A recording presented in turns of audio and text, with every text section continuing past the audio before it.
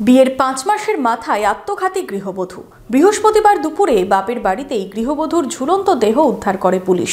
মৃতদেহ উদ্ধার করে ময়না তদন্তের জন্য পাঠানো হয়। বহরমপুর শহরেই 4 star deluxe premium hotel with luxury and comfort golden retreat.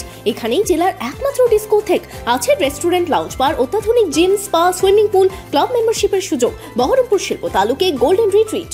বিয়ের মাত্র ৫ মাসেই চরম সিদ্ধান্ত গৃহবধূর। ডোমকলের যোগিন্দা মাঠপাড়া এলাকায় বাবার বাড়িতেই নিজেকে শেষ করে দিল এক গৃহবধূ। জানা গেছে ৫ মাস আগে ডোমকলের কালীগঞ্জ নওদা পাড়ায় বিয়ে হয়েছিল মারুফা খাতুনের। পরিবারের দাবি, বিয়ের ২ মাস পর থেকেই বধূর ওপর নির্যাতন চালাচ্ছিল তার শ্বশুর বাড়ির লোকজন।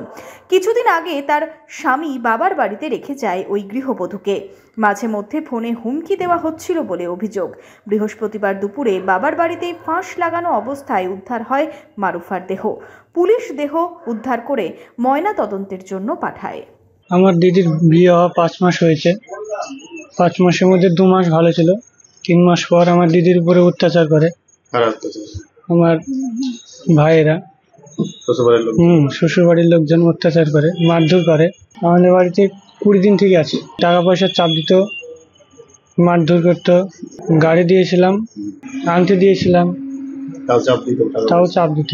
চাপ সহ্য না করতে পেরে আমার দিদি এই ঘটনাটা ঘটে।